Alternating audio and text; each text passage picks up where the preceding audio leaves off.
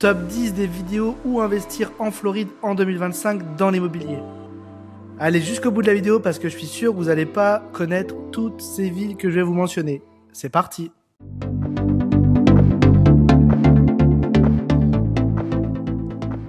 Bonjour à tous, c'est Julien Reynard d'Investir.us. Je suis heureux de vous retrouver pour cette vidéo. Alors aujourd'hui, on va parler de la Floride et de son marché immobilier. Vous le savez peut-être, je suis Licensed Real Estate Broker en Floride, c'est-à-dire courtier en immobilier. Licencié, je suis basé dans la ville de Sarasota, sur la côte ouest de la Floride. Je connais très bien la Floride pour y vivre depuis près de 10 ans maintenant. J'ai vécu à différents endroits. Je connais également très bien la côte est de la Floride et toute la région de Miami puisque j'ai vécu plusieurs années et j'ai encore des attaches. Donc je vais vous donner mon top 10 aujourd'hui. Mais avant ça, laissez-moi refaire une petite rétrospective sur les marchés immobiliers.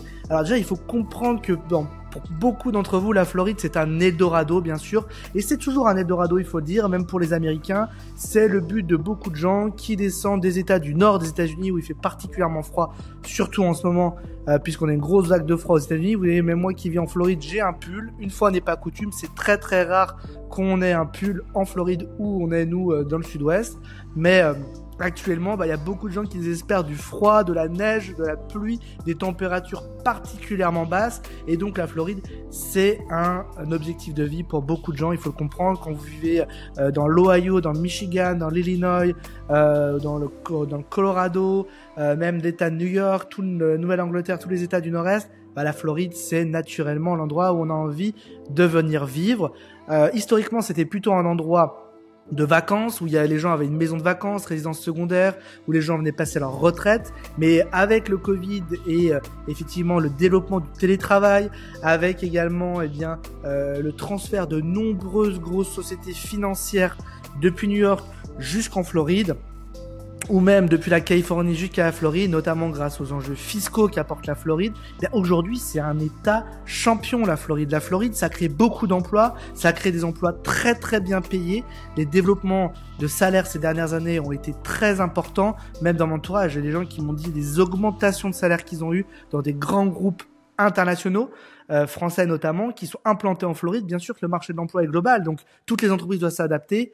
Parce qu'autrement les gens partent. Et donc la Floride aujourd'hui est rentrée dans une nouvelle dimension, PIB en forte croissance, développement des marchés immobiliers, nouvelles constructions, tous les voyants sont au vert et évidemment ça attire beaucoup de gens.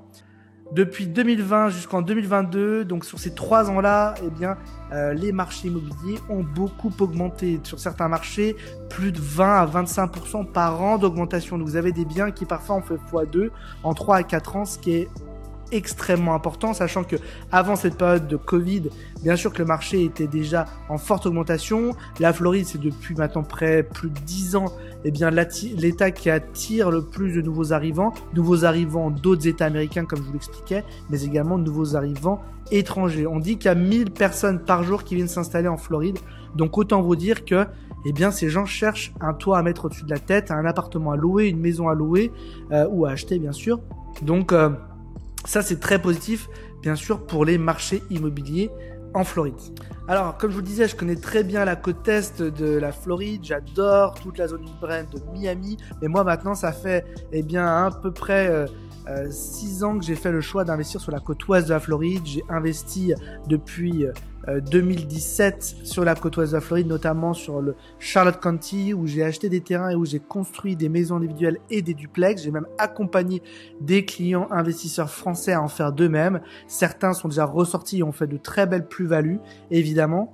Et c'est ce qui m'a amené aussi à déménager depuis Miami, écouter la côte est de la Floride et venir s'installer sur la ville de Sarasota. Il faut dire qu'aussi mon cadre de vie a évolué à ce moment-là puisque je suis devenu papa et donc la vie nous a emmenés de l'autre côté, sur cette côte ouest que beaucoup moins de gens connaissent dans la francophonie. Peut-être plus les Canadiens qui m'écoutent, vous allez connaître, les Québécois, tous les Canadiens francophones. Vous connaissez probablement plus la côte ouest qui est de plus en plus en vogue aussi auprès des Canadiens. Il faut comprendre que les Canadiens historiquement c'était la côte est, juste au-dessus de Fort Lauderdale, la ville d'Hollywood, Allendale, c'est le petit Québec là-bas où ça parle français de partout. à la plage comme dans les restaurants. Et de plus en plus de Canadiens francophones. On avait beaucoup de gens de l'Ontario historiquement et du Canada anglophone, mais maintenant de plus en plus de francophones aussi qui viennent acheter des résidences secondaires, des propriétés d'investissement ou même s'établir sur la côte ouest de la Floride. Cadre de vie incroyable et puis surtout beaucoup plus abordable que la côte est. Donc c'est ça qui plaît à tous ces gens. Tous nos amis francophones, européens ou ailleurs dans le monde qui connaissent pas la côte ouest de la Floride, allez sur Google maintenant, allez voir de quoi il s'agit. On est côté golfe du Mexique. La côte ouest de la Floride, c'est les plus belles plages de Floride, et j'ai pas peur de le dire. Souvent on pense à Key West, on pense à Miami, super belle plage, rien à dire. Mais la côte ouest de la Floride, c'est vraiment un autre niveau. Tapez Siesta Key, c'est notre plage. Nous à Sarasota, on en est très fiers parce que c'est souvent élu comme une des plus belles plages des États-Unis. Voilà, plage de sable blanc, fin, en quartz. Enfin, c'est un minéral très particulier. Puis on a en plus une mer très bleue, très azur quand il fait beau. En plus, on a pied très loin. On passe des super moments sur cette plage. C'est pas la seule. Anna Maria Island, Lido Key. Voilà, on a plein de belles plages. On a un côté en plus sur la côte ouest de la Floride qui est plus authentique, évidemment, que sur la côte est, puisque bien on a un peu ce côté un peu Floride, oui, plus authentique, avec un certain nombre de gens qui sont des natifs. Ici, il y a eu moins de transferts, puisqu'on est sur aussi des zones urbaines moins urbanisées, même si on est très urbanisé désormais, mais c'est moins des gens de passage. Et puis on n'a pas cette couleur un petit peu hispanophone qu'on a beaucoup plus sur Miami et toute la région. Là, sur la côte est de la Floride, c'est vraiment beaucoup plus la côte ouest de la Floride, c'est beaucoup plus anglo-saxon, c'est certain. Alors vous allez me dire oui, mais c'est bien beau, mais qu'est-ce qu'on a à faire d'avoir des belles plages? On en a à faire quand même que ça attire beaucoup de gens, et ça c'est important pour les mises en location, pour la revente. Donc pour moi la côte ouest aujourd'hui, c'est non seulement un endroit qui est extrêmement attractif, beaucoup de familles souhaitent s'installer sur Sarasota et toute sa région, notamment grâce au réseau d'écoles qui est extrêmement bon et très connu à travers le pays pour préparer les enfants à faire les meilleures études, mais également parce qu'il y a un réseau hospitalier et clinique également de renommée. Donc ça, ce sont des choses que les familles comme les personnes plus âgées regardent bien sûr.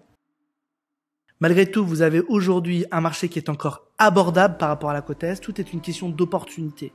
Et donc, évidemment, le marché étant moins cher, les rendements sont supérieurs sur la côte ouest de la Floride que sur la côte est, évidemment.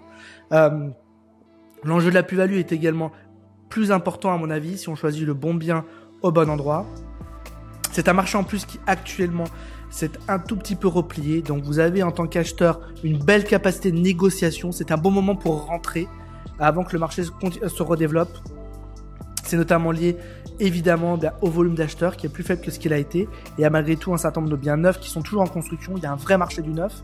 Et donc la côte ouest a cette hétérogénéité sur le marché qui est très intéressante. Investir sur l'ancien, investir sur le neuf. Aller dans des zones aussi qui sont moins à risque à mon sens que sur la côte est de la Floride en termes climatiques. Alors bien sûr on a eu dernièrement des tempêtes. Mais la même chose serait arrivée à mon avis sur la côte est de la Floride. Vous aurez eu des vagues d'inondations beaucoup plus importantes. On a quand même des élévations qui sont un peu meilleures sur la côte ouest. Et malgré tout, des assurances qui également sont moins élevées forcément que sur Miami-Dade ou que sur Broward County que sont Miami ou Fort Lauderdale. Maintenant, je vais vous donner mon top 10 des villes qui selon moi sont intéressantes. Avec bien sûr les 3 dernières qui sont sur le podium. Je vais commencer avec des villes qui pour moi sont plus ou moins intéressantes et monter vraiment sur les villes les plus intéressantes. J'ai mis en 10e place Tampa. Tampa, c'est une très grande ville qui est une heure de Sarasota, juste au nord de chez nous. Pour moi, il y a un intérêt parce que pareil, Tampa aujourd'hui attire beaucoup de monde. C'est un marché malgré tout qui est mature. C'est un marché aussi que j'aime moins parce que c'est très urbanisé. Voilà, ça fait partie des très grandes villes de Floride. Tampa, de mémoire, c'est la 3e plus grande ville de Floride. Juste à côté, vous avez Saint-Pétersbourg. Et d'ailleurs, je pourrais dire 10e Tampa-Saint-Pete, qui à L2 font plusieurs millions d'habitants. Ce sont les 3e et 4e villes de Floride. Donc, vous avez vraiment une grosse densité de population. Moi, je suis moins intéressé par ça. Aujourd'hui, je vais je vais un peu plus sur des niches de marché. Je vais en dehors des grandes villes parce que, en termes de gestion locative, pour moi, c'est plus simple. Moins de problématiques, moins de criminalité. Et puis, la deuxième chose, c'est aussi l'enjeu, bien sûr, de le fait que ce soit plus abordable. Aujourd'hui, Tampa, ça a beaucoup monté en prix. Donc pour moi, c'est un peu moins intéressant. Malgré tout, je l'ai mis dans mon classement 10e.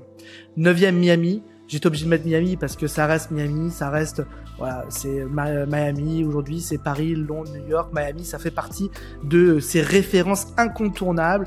C'est jamais vraiment une mauvaise idée d'investir. Maintenant, il faut être très précautionneux ce sur quoi on investit à Miami, à mon avis, parce qu'il y a un certain nombre de biens qui sont anciens. C'est un marché très ancien. C'est aussi un marché bien où il y a, à mon sens, beaucoup moins de normes qui sont respectées qu'ailleurs, parce qu'il y a beaucoup plus de gens de passage, donc ça peut laisser place à des mauvaises surprises quand on acquiert un bien, parfois avec des travaux ou des choses parfois plus graves sur un type de propriété. Donc malgré tout, c'est un incontournable. C'est voilà, Miami reste un très bon marché patrimonial. Il faut juste être précautionneux sur le marché, sur quel type de bien on achète. Moi, je pense quand même qu'on peut faire beaucoup mieux ailleurs si on parle de pure performance d'investissement. Naples, 8e position. Naples, j'aime parce que c'est un marché bien sûr de luxe. C'est un marché aujourd'hui. Naples, c'est, pour ceux qui connaissent pas, le Palm Beach sans le bling bling. C'est une ville de milliardaires. Naples, petite ville sur la côte ouest de la Floride, au sud de la côte ouest. Naples, pour moi, c'est également un marché qui se destine plutôt aux personnes âgées. Donc, je suis un peu plus en deçà sur le risque locatif. Je me dis quand même qu'il peut y avoir un peu plus d'enjeux sur le risque locatif. C'est aussi un marché qui est très saisonnier. Grosse période de Thanksgiving à fin avril. Mais le reste de l'année, l'été, vous à Naples, il n'y a personne dans les rues. C'est vraiment mort, c'est le cas de le dire. Donc, en dents de scie. Par contre, j'adore la ville. Je pense que c'est une valeur sûre. Pour des gens qui ont une résidence secondaire, un investissement plaisir, je pense que ça peut être un bon choix. Là, je remonte un peu plus au nord de la côte ouest de la Floride, mais je suis toujours sur la côte ouest. Je suis un peu au sud de Sarasota, je suis sur la ville d'Inglewood, que je connais très bien parce que j'y ai mes bureaux et parce que j'y ai investi, évidemment. Inglewood, c'est un marché très abordable aujourd'hui, beaucoup de biens anciens, donc peu cher. Je recommanderais pas forcément ça, mais plutôt d'aller sur des biens après 1992. Vous savez peut-être les normes de construction ont évolué en 1992 après l'ouragan Andrew. Donc là, ça me paraît déjà plus intéressant d'aller sur des biens un petit peu plus récents. Je dirais même après 2000, c'est mieux. Mais maison individuelle, multifamily, là, on peut avoir des rendements très sympathiques. On peut arriver à aller chercher aujourd'hui des rendements probablement proches de 10% net. En tout cas, un bon 8, c'est possible. Au cas par cas, il faut parfois prévoir des travaux parce que c'est des biens qui parfois sont restés un peu dans leur jus. Faire une bonne inspection pour bien vérifier ce qu'on achète et puis se faire un plan. Et là, on peut vraiment avoir des choses intéressantes sur Inglewood. 6e place, j'ai mis Port Charlotte, ville voisine d'Inglewood dont je viens de vous parler. Port Charlotte, c'est un marché un peu plus récent. La ville a vraiment émergé dans les années 70. Vous avez beaucoup de biens, beaucoup de résidences,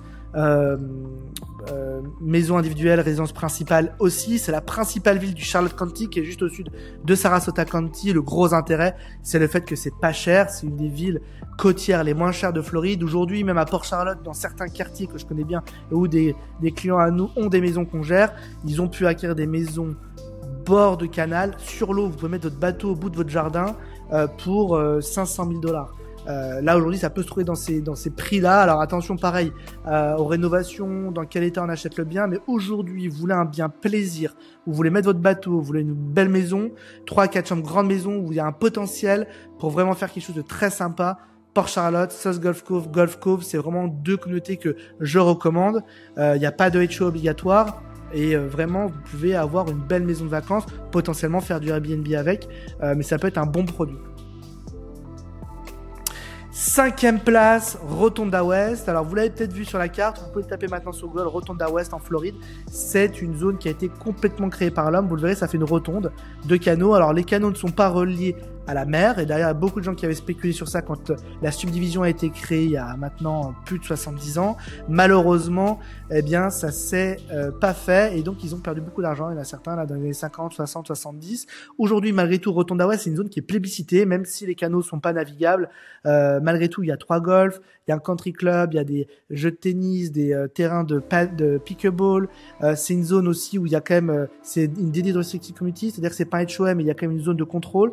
Donc c'est bien parce que ça permet d'avoir une certaine homogénéité sur les biens, pas des choses incroyables qui se passent, c'est-à-dire qu'on a des locataires de bon niveau, on n'a pas de problématique particulière à gérer là-bas, et là-bas vous allez trouver en grande majorité de la maison individuelle à partir de 300 000 $, un peu comme Port Charlotte et Inglewood, mais on a un petit cran au-dessus sur Rotonda. Alors il y a la vieille partie de Rotonda qui m'intéresse moins, par contre tout ce qui sont les biens post 2000, là je trouve que c'est intéressant. On a également des multifamilies, moi j'ai construit des duplex là-bas entre 2017 et 2023, donc 2 maisons, 2 villas accolées. Là, j'en ai certains à la vente qui aujourd'hui se vendent 500 000 $ pour des duplex qui ont 2 à 3 ans, avec des rendements bruts de l'ordre de 4 000 $ par mois. Donc vraiment des biens d'investissement très intéressants sur une zone qui est vraiment une zone de bon niveau. Là-bas, vous trouvez des maisons qui, pour certaines, jusqu'en 2022, valaient presque 1 million de $ pour certaines maisons individuelles sur Rotonda West. Donc vous avez vraiment des gens de la moyenne, de la classe moyenne supérieure. Après vous avoir parlé de 3 villes du Charlotte County, toutes ces villes et tous les biens que je recommande doivent être un maximum 15 minutes de la plage. Sur Charlotte County, vous avez 2 plages principales que sont Manasotaki et Boca Grande. L'île de Boca Grande, cette fameuse île des milliardaires, incroyable, un petit village de pêcheurs qui est devenu vraiment une success story, hein, un peu à la Saint-Tropez pour les Français qui bien sûr se reconnaîtront cette référence. Maintenant, je remonte un peu plus au nord. On passe sur Manatee County. Donc, vous avez Charlotte County, Sarasota County qui est juste au nord, et encore au-dessus, vous avez Manatee County, Bradenton qui pour moi est aussi une ville très intéressante, toujours intéressante. Vous avez vraiment ce côté authentique Floride. C'est moins cher qu'à Sarasota, Bradenton, donc plutôt plus orienté vers le rendement locatif. Et à côté de ça, un vrai emplacement stratégique. On est juste au sud de Tampa, donc on peut aller chercher des locataires qui vont travailler sur Tampa facilement quand on achète un bien à Bradenton. Autre chose intéressante, c'est qu'on a une plage qui est magnifique, la plage de Bradenton et notamment la plage d'Anna Maria Island, vraiment très sauvage, incroyable, une expérience, je pense, qui plairait à beaucoup de gens, enfin qui plaît à beaucoup de gens, en tout cas c'est le cas.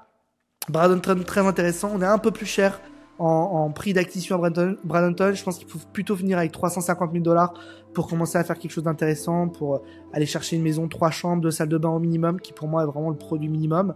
Après, si on veut sur des appartements, ce que je recommande pas forcément, je préfère les maisons individuelles, on peut trouver des choses moins chères, mais vraiment maison individuelle ou multifamily à partir de 350 000 $. Dans l'ancien, on peut trouver des choses intéressantes sur Bradenton, parfois avec quelques rénovations, mais c'est intéressant aussi parce qu'en termes de négo, on peut faire une meilleure affaire.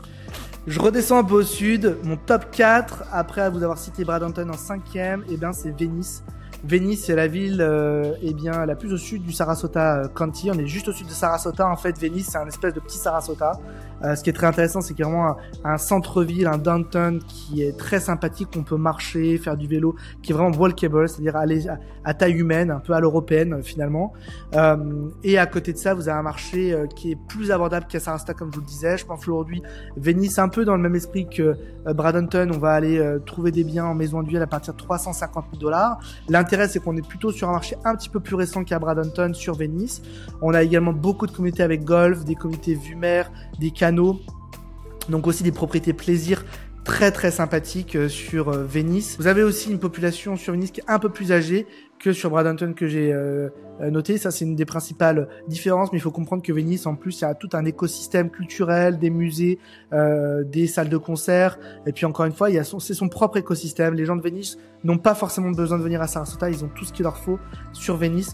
Vraiment, je recommande, c'est un peu un joyau caché Venice, mais vraiment, ça peut être très intéressant en termes de rentabilité, un bon produit équilibré, rendement locatif et prise de valeur. Alors pardon, je vous ai dit que Venice était le numéro 4, mais c'était bien sûr mon numéro 3. On est déjà sur le podium des top 3 des meilleures villes pour moi en Floride. Venice numéro 3, je vous l'ai dit, je pense que j'en ai déjà fait beaucoup d'éloges il y a quelques secondes. Maintenant, je vais vous donner mon numéro 2. Une ville très différente de Venice qui s'appelle Lakewood Ranch. Donc là, on remonte un peu plus au nord et on est un petit peu plus dans les terres. On est sur Manatee County, donc juste en fait à l'est de Bradenton. Lakewood Ranch, c'est une ville qui a été créée il y a 25 ans, qui aujourd'hui compte près de 40 000 habitants. C'est encore depuis maintenant presque 10 ans le numéro 1 des développements en termes de villes sur l'ensemble des territoires américains. Ils appellent ça du développement multigénérationnel. C'est une ville qui a été construite un peu à l'européenne, où il y a un bon mix commerce et résidentiel. C'est vraiment une ville aussi assez haut de gamme. Vous avez une transaction moyenne là-bas qui est de 500 000 $, tout confondu. Donc appartement maison, beaucoup de résidentiel, de l'appartement de une chambre jusqu'à la maison de maître de plusieurs millions de dollars, vraiment le petit château. Lakewood Ranch, Mick Jagger avait une maison de vacances par exemple. On est un peu plus loin de la plage à Lakewood Ranch, puisqu'on est à environ 20-25 minutes de la plage de Sarasota, la plage de l'île de Key. Mais malgré tout, c'est pour moi un territoire très intéressant pour un investissement qui me semble très sécurisé. Alors, il faut comprendre qu'il y a beaucoup de restrictions sur les communautés les community de l'écoute range. Il y a beaucoup de communautés privées, il y a beaucoup de golf, mais si on trouve la bonne communauté pour un investissement, c'est vachement intéressant parce que les gens recherchent l'écoute range. Il y a aussi toute une population qui construit une maison à l'écoute range parce que c'est un territoire qui continue de construire énormément. Donc il y a des gens qui arrivent du nord qui se font construire une maison, et donc ces gens, le temps que la maison soit livrée, parfois avec les retards de constructeurs, vont être intéressés pour effectivement la période de transition, louer un bien. Donc il y a vraiment une bonne demande locative localement sur l'écoute range, un peu moins de rentabilité que sur les territoires que j'ai mentionnés avant, parce qu'on est plus sur le patrimonial, mais on est sur des investissements en termes de prise de valeur qui sont quand même plutôt sécures, parce qu'on est sur une homogénéité sur les coups de range. C'est une vraie marque en part entière, les coups de range, véritablement. Et les gens en entendent parler partout aux États-Unis. C'est un peu la ville du futur, entre guillemets. Et il y a beaucoup d'événements. C'est vraiment très très sympathique d'y vivre. Et mon numéro 1, je finis enfin, bien sûr, avec la ville de mon cœur, la ville préférée, la ville où je vis, Sarasota, qui pour moi est vraiment sous-cotée aujourd'hui en Floride. C'est en plus un marché là qui est plutôt prolifique pour les acheteurs, ce qui est assez rare parce que on a un marché de vendeurs où il y a un certain nombre d'inventaires. Donc vous pouvez rentrer sur le marché actuellement, c'est un très bon moment, faire une super affaire. Et Sarasota, c'est le bon équilibre, l'équilibre parfait. C'est pas une ville qui est trop grande, qui n'est pas trop petite non plus, parce que vous avez de quoi sortir, de quoi vous amuser. Vous avez tout ce qu'il vous faut à Sarasota. Je connais pas vraiment de gens de Sarasota qui ont besoin d'aller à Tampa pour se faire plaisir le week-end. À Sarasota, on a vraiment tout. Et à côté de ça, on est beaucoup plus abordable que ces grandes aires urbaines comme Miami ou Tampa ou Fort Lauderdale.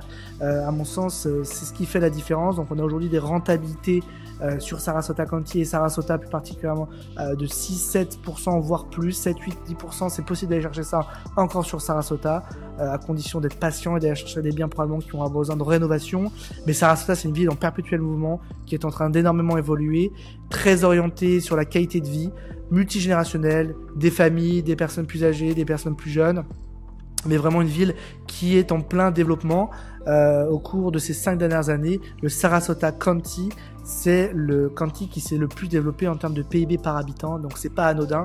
C'est vraiment un endroit qui est en train de se développer et qui attire énormément de nouveaux arrivants. Donc en termes de demande locative, on est très bon sur Sarasota County, et on a en plus une qualité de gens globalement qui est très bonne. Et c'est ça qui me fait dire que par rapport à une grande ville comme Miami ou Tampa, que beaucoup d'Européens francophones notamment connaissent, c'est une vraie alternative. Il faut vraiment que vous y intéressiez, parce que vous allez trouver, je pense, beaucoup de bénéfices pour investir sur Sarasota. Je dirais que Sarasota, on peut commencer à partir de 350 000. Pour une maison idéale, il faudra plutôt compter 400 000 $ pour vraiment avoir un budget suffisant pour faire quelque chose d'intéressant, au moins avoir 3 chambres. C'est l'intérêt. Dans l'ancien, à rénover, on va trouver des choses, même off-market. Nous, on accompagne les clients aussi en off-market, pas uniquement sur les biens sur le marché. On peut trouver des choses intéressantes sur Sarasota. C'est vraiment le bon moment. Effectivement, pour à mon avis faire ce move là, puisque aujourd'hui les acheteurs sont en train de se régaler, les vendeurs, il y a un certain nombre de biens à la vente, les inventaires tournent moins vite, donc pour moi c'est un top moment pour acheter. Merci beaucoup de m'avoir regardé sur cette vidéo. Surtout, une seule adresse, si vous êtes intéressé pour investir en Floride, contact@investir.us. Le lien en description de la vidéo. Vous soumettez votre projet, je vous recontacte sous 24 heures par téléphone, ou on organise une vidéoconférence. Je vous explique un petit peu ce qu'on peut faire avec vos objectifs, votre budget. Et puis on essaie d'avancer sur un investissement en Floride. Puis n'hésitez pas à partager, à liker la vidéo, et je vous dis à très bientôt. Bye bye.